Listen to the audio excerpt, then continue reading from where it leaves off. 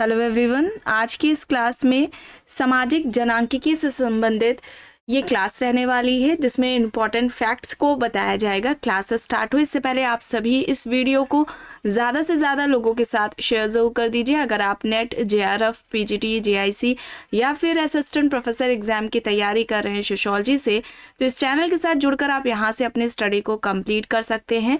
Playlist में उन सभी वीडियोज़ के फोल्डर्स मिल जाएंगे, आप वहाँ से उन वीडियोज़ को देख सकते हैं। आज की इस क्लास में हम लोग जानेंगे सामाजिक जनांकिकी के बारे में, उससे संबंधित जो महत्वपूर्ण तथ्य हैं उन्हें, और जनसंख्या संबंधी जो महत्वपूर्ण सिद्धांत हैं उनके बारे में देखने वाले हैं। साथ में भारत में जनसंख्या का जो संक्रमण काल रहा है उसके बारे में जानेंगे, और इसके अलावा भारतीय जनगणना 2011 से 11 के जो अंतिम आंकड़े हैं उनसे संबंधित जो महत्वपूर्ण है परीक्षा की दृष्टि से उनको देखेंगे। तो चलिए देखते हैं सामाजिक जनांकिकी के बारे में।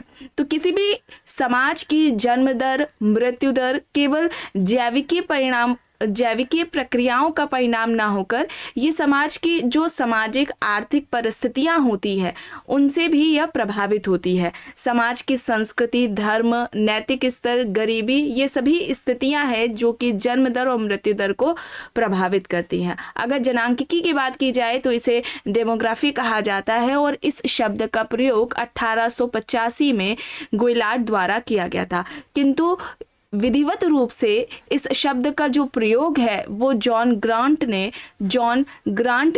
1862 में किया था, जनांकिकी का अध्ययन। ठीक है, जो विधिवत रूप से जनांकिकी का अध्ययन शुरू हुआ था वो जॉन ग्रांट ने 1862 में किया था। लेकिन ध्यान रखने की बात यहाँ है ये है कि अगर पूछा जाए सामाजिक जनांकिकी के जनक कौन है, इसके प्रतिपादक कौन है, पिता कौन है, तो माल्थस को माना जाता है। ठीक है, डेमोग्राफी शब्द का सबसे पहले प्रयोग 1885 में गोइलार्ड ने किया था। विधिवत रूप से इसका जो अध्ययन है वो शुरू किया था जॉन ग्रांट ने 1862 में, सबसे पहले इन्होंने अध्ययन किया विधिवत तौर से, और माल्थस को सामाजिक जनांकिकी का जनक माना जाता है। जनसंख्या का जो सिद्धांत है, व्यवस्थित तरीके से जो सिद्धांत प्रस्तुत करने का जो श्रेय है या पहला जो प्रयास किया गया है वो माल्थस के द्वारा किया गया है। ठीक है, यहाँ पर इतनी बातें महत्वपूर्ण थी, आपके लिए परीक्षा की दृष्टि से महत्वपूर्ण है क्योंकि इससे संबंधित प्रश्न पूछे जाते हैं। अब यहाँ पर देखिए कि जो जनसंख्या के जो संबंधित जो सिद्धांत रहे उनको दो वर्गों में रखा जा सकता है, जैसे कि प्राकृतिक आधार है और दूसरा आधार है सामाजिक। प्राकृतिक आधार में माल्थस द्वारा जो सिद्धांत दिया गया है, सैडलर द्वारा जो दिया गया है, डबल डे द्वारा और हर्बर्ट स्पेंसर द्वारा जो सिद्धांत दिया गया है वो इसके अंतर्गत आएंगे। जबकि अगर सामाजिक आधार की बात की जाए तो Henry George, Arsene Dumont, David Ricardo और कार्ल मार्क्स के जो सिद्धांत है वो सामाजिक आधार के अंतर्गत आएंगे। आगे आप लोगों को सिद्धांत जो महत्वपूर्ण है उनके बारे में भी पता चलेगा कौन कौन से हैं।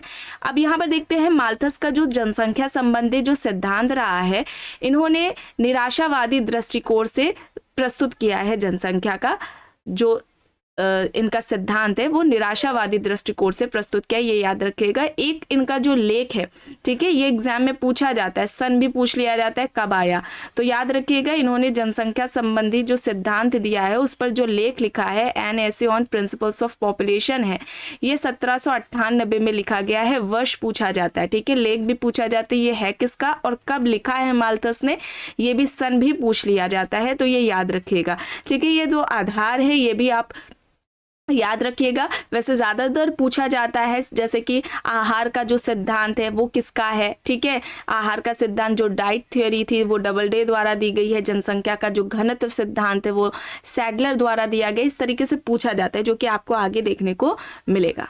चलिए अब यहाँ पर देख लेते हैं जनसंख्या का जो माल्थस का सिद्धांत रहा है वो क्या रहा है। महत्वपूर्ण है क्योंकि एग्जाम में आता है। ठीक है, तो अगर हम माल्थस के जनसंख्या के सिद्धांत के बारे में बात करें तो जितना फैक्ट्स इंपॉर्टेंट है वही क्लास में बताया जा रहा है।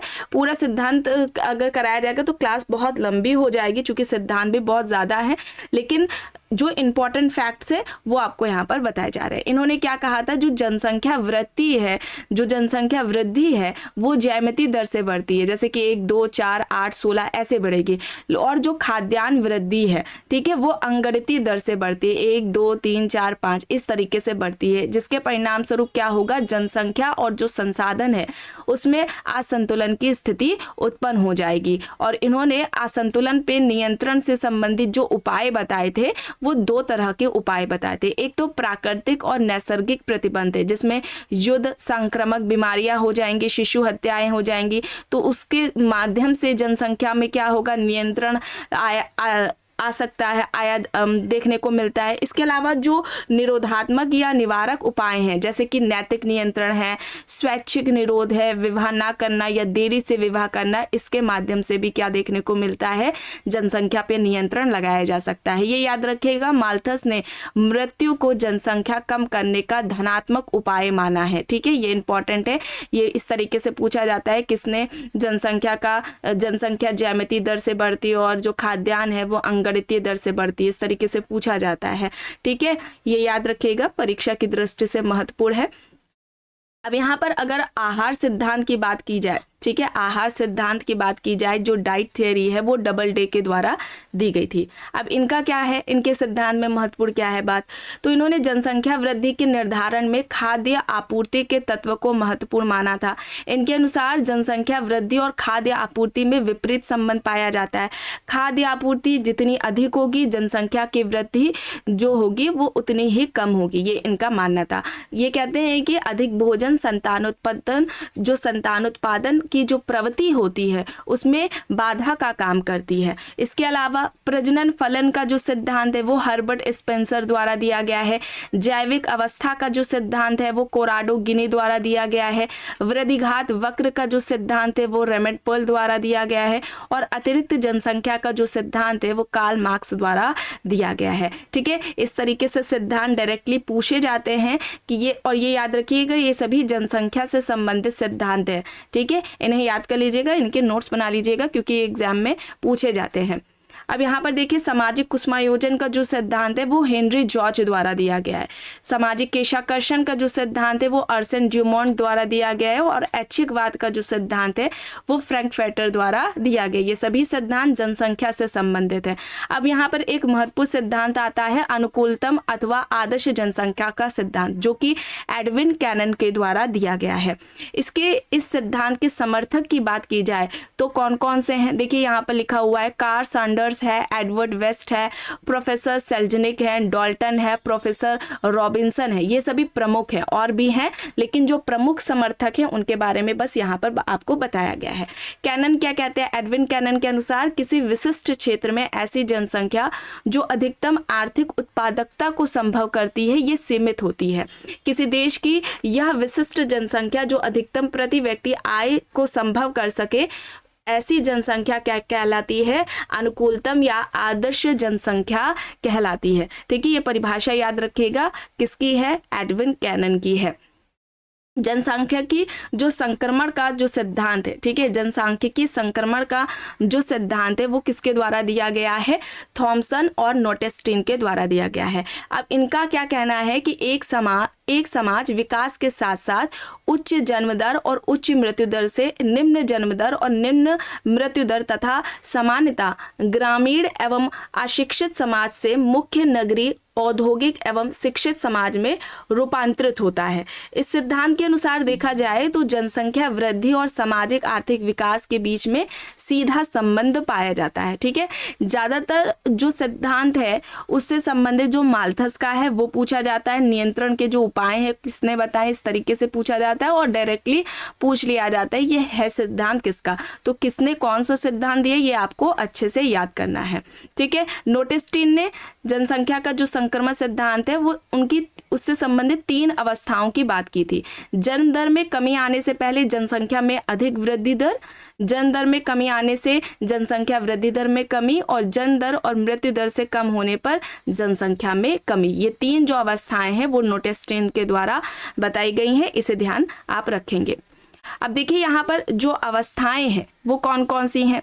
जनसांख्यिकी संक्रमण की जो अवस्थाएं हैं वो कौन कौन सी है, देखिए यहाँ पर 4 अवस्थाएं दी गई हैं। जो पहली अवस्था है इसमें क्या होता है, उच्च जन्म दर होती है और उच्च मृत्यु दर होती है। पहली अवस्था में उच्च जन्म दर होती है, उच्च मृत्यु दर होती है। दूसरी अवस्था में उच्च जन्म दर होती है, निम्न मृत्यु दर होती है। और ये जो स्थिति है ये जनसंख्या विस्फोट की स्थिति कहलाती है। याद रखिएगा, जनसंख्या विस्फोट की स्थिति में क्या होती है, जन्म दर क्या होती है, उच्च होती है, और जो मृत्यु दर होती है वो क्या होती है, निम्न मृत्यु दर होती है। और ये कैसे देशों में देखने को मिलता है, विकासशील देशों की विशेषता है, ये विकासशील देशों में ऐसा देखने को मिलता है। ठीक है, इसके अलावा तीसरी अवस्था की बात की जाए तो इसमें निम्न जन्म दर होगी और निम्न मृत्यु दर होगी। जैसे कि छोटा जो परिवार होता है, ठीक है, शिक्षित समाज होता है और उसमें छोटा परिवार पाया जाता है, तो जन्म दर निम्न है और मृत्यु दर भी उसमें निम्न देखने को मिलती है। चौथी अवस्था की बात की जाए तो इसमें स्थिर अवस्था होती है। चौथी अवस्था कैसी है, स्थिर अवस्था की है। इसमें जन्म दर और मृत्यु दर दोनों ही कम होती है और ये विकसित देशों की विशेषता है। विकसित देशों में ऐसी अवस्था पाई जाती है। ठीक है, ये 4 अवस्थाएं हैं, इसे आप देख सकते हैं। अब भारत में बात की जाए जनसंख्या का संक्रमण काल क्या रहा है, तो जो पहली अवस्था है यह वर्ष 1901 से 1921 तक चलती है और देश की जनसंख्या में धीमी गति से वृद्धि होती है। देश में उस समय अकाल और महामारी के चलते जनसंख्या में उच्च मृत्यु दर की प्रवृत्ति पाई गई थी। ठीक है, तो जो पहली अवस्था है सन पूछ लिया जाता है। ठीक है, और जो मेन चीज़ें हुई हैं वो उससे संबंधित पूछा जाता है। तो जो पहली अवस्था है 1901 से 1921 मानी जाती है। इसके अलावा अगर हम बात करें दूसरी अवस्था की, तो जो दूसरी अवस्था है वो वर्ष 1921 से 1951 तक चलती है और देश की जनसंख्या लगभग स्थिर दर से उत्तरोत्तर बढ़ती रही है। अकाल और जो महामारी है उस पर नियंत्रण से मृत्यु दर में इसमें कमी आती है। और जो 1921 है उसको महान विभाजक वर्ष के नाम से जाना जाता है। इससे संबंधित प्रश्न पूछा जाता है, ये याद रखिएगा। 1921 को महान विभाजक वर्ष के नाम से जाना जाता है। तीसरी अवस्था की बात की जाए तो ये 1951 से 1981 तक चलती है। इसमें देश की जनसंख्या में बहुत तेजी से वृद्धि होती है। चौथी अवस्था 1981 से 2001 तक चलती है और देश की जनसंख्या में वृद्धि तो होती है किंतु वृद्धि दर में गिरावट भी रही है। प्रमुख कारण लोगों में जो छोटा परिवार की अवधारणा है वो पाई जाती है, जिस वजह से जो जनसंख्या में वृद्धि तो होती है लेकिन जो वृद्धि दर है उसमें गिरावट भी देखी जाती है। ठीक है, चौथी अवस्था 1981 से 21 तक चलती है। महान विभाजक वर्ष 1921 है, ये याद रखिएगा। सन जो है वो याद रखिएगा, उससे संबंधित पूछा जाता है। ठीक है, चारों सन आपको याद रखने हैं। परीक्षा की दृष्टि से देखिए यहाँ पर महत्वपूर्ण यह है कि 1911 से 1921 के दशक में जनसंख्या वृद्धि में गिरावट आती है। विश्व जनसंख्या दिवस कब मनाया जाता है, 11 जुलाई को मनाया जाता है। इससे संबंधित प्रश्न पूछा जाता है। और 15 नवंबर 2022 को विश्व जनसंख्या कितनी थी, 8 बिलियन थी। विश्व की जो जनसंख्या थी वह कितनी थी, 8 बिलियन थी। अब आइए यहाँ पर जान लेते हैं भारत की जनगणना 2011 के अंतिम आंकड़े क्या हैं।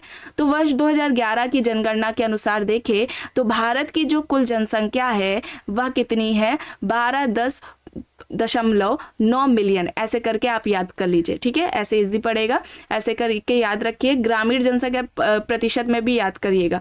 ग्रामीण जनसंख्या की बात की जाए तो 68.9% है और जो नगरीय जनसंख्या है वो 31.1% है। ठीक है, ज़्यादातर प्रतिशत में पूछा जाता है। आप याद करना चाहे तो आप दोनों ही याद कर सकते हैं, पूछने को तो कुछ भी पूछ सकते हैं वे। तो ग्रामीण जनसंख्या क्या है, 68.9% है और नगरीय जनसंख्या 31.1% है भारत की। जनगणना 2011 के अंतिम आंकड़ों के अनुसार देखें तो 2001 से 2011 के दौरान भारत की जो की वृद्धि दर रही है वो कितनी रही है, 17.7% रही है दशकीय वृद्धि दर 2001 से 2011 की। ठीक है, ग्रामीण जनसंख्या में सर्वाधिक दशकीय वृद्धि दर किस राज्य में देखी गई, मेघालय में। कितनी रही है, 27.2% रही है। ठीक है, ग्रामीण जनसंख्या में सबसे ज्यादा जो दशकीय वृद्धि दर रही है वो मेघालय की रही है।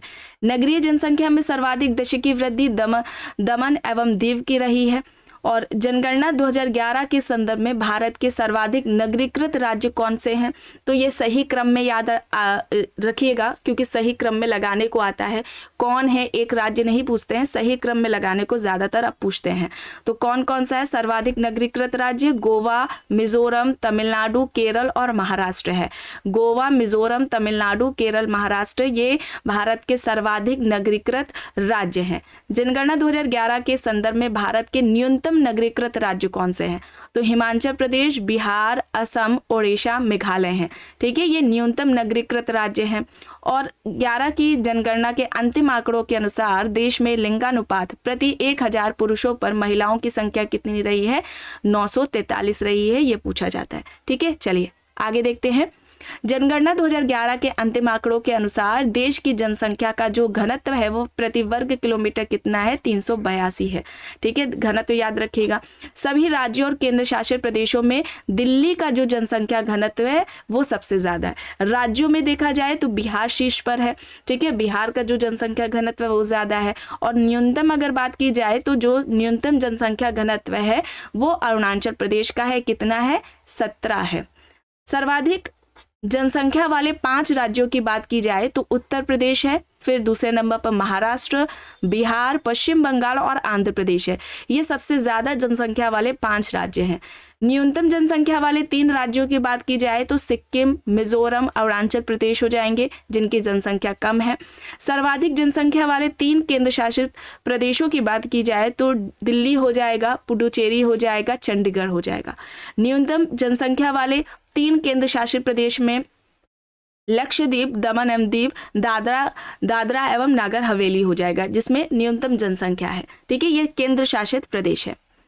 सर्वाधिक लिंगानुपात वाले 5 राज्यों की बात की जाए। ठीक है, लिंगानुपात याद रखिएगा किसमें कौन कौन है? केरल है सबसे पहले, तमिलनाडु है, आंध्र प्रदेश है, छत्तीसगढ़ और मेघालय है। 5 अगर आप ना याद करें तो 3 तो जरूर ही याद रखिए। ठीक है, तो सबसे ज्यादा लिंगानुपात वाले ये 5 राज्य हो जाएंगे। न्यूनतम लिंगानुपात वाले जो 5 राज्य हैं, जिसमें हरियाणा है सबसे पहले, उसके बाद जम्मू कश्मीर है, सिक्किम है, पंजाब और उत्तर प्रदेश है। ठीक है, ये न्यूनतम लिंगानुपात इनमें पाया जाता है। ये 5 राज्य हो जाएंगे। सर्वाधिक साक्षरता वाले यहाँ पर प्रतिशत है, सर्वाधिक साक्षरता प्रतिशत वाले 5 राज्य कौन से हैं? केरल, मिजोरम, गोवा, त्रिपुरा और हिमाचल प्रदेश। ठीक है, ये याद रखिएगा। सर्वाधिक साक्षरता प्रतिशत वाले ये 5 राज्य हैं। अगर बात की जाए न्यूनतम साक्षरता प्रतिशत वाले 5 राज्यों की तो बिहार हो जाएगा, अरुणाचल प्रदेश, राजस्थान, झारखंड, आंध्र प्रदेश है, जिसमें न्यूनतम साक्षरता पाई जाती है और ये प्रतिशत में है। सर्वाधिक पुरुष साक्षरता वाले जो प्रतिशत वाले 5 राज्य हैं सेम है। देखिए, केरल है, यहाँ पर जो साक्षरता प्रतिशत वाले 5 राज्य थे वो पुरुष में भी हैं। केरल, मिजोरम, गोवा है, त्रिपुरा और हिमाचल प्रदेश। ठीक है, और न्यूनतम पुरुष साक्षरता प्रतिशत वाले 5 राज्यों की बात की जाए तो बिहार, अरुणाचल प्रदेश, आंध्र प्रदेश, मेघालय और झारखंड हो जाएगा, जिसमें न्यूनतम पुरुष साक्षरता पाई जाती है। अगर हम बात करें सर्वाधिक महिला साक्षरता प्रतिशत वाले 5 राज्यों की तो केरल, मिजोरम, गोवा, त्रिपुरा और नागालैंड हो जाएंगे। और जो न्यूनतम किसमें है, कौन कौन से राज्य हैं? बिहार, राजस्थान, झारखंड, जम्मू कश्मीर और उत्तर प्रदेश है, जिसमें न्यूनतम महिला साक्षरता वाले ये प्रतिशत वाले राज्य हैं 5। ठीक है, तो इतना इंपॉर्टेंट था जो सामाजिक जनांकिकी जनगणना से संबंधित जो पूछे जाते हैं। सिद्धांत कौन कौन से हैं ये आपको याद रखना है। ठीक है, आई होप ये आपको क्लास पसंद आई होगी। अगर पसंद आई है तो प्लीज़ लाइक करिएगा, कमेंट करके ज़रूर बताइएगा। चैनल पर अगर आप नए हैं तो चैनल को भी ज़रूर सब्सक्राइब कर लीजिएगा एंड इस वीडियो को जितना हो सके ज़्यादा से ज़्यादा लोगों के साथ शेयर भी ज़रूर करिएगा।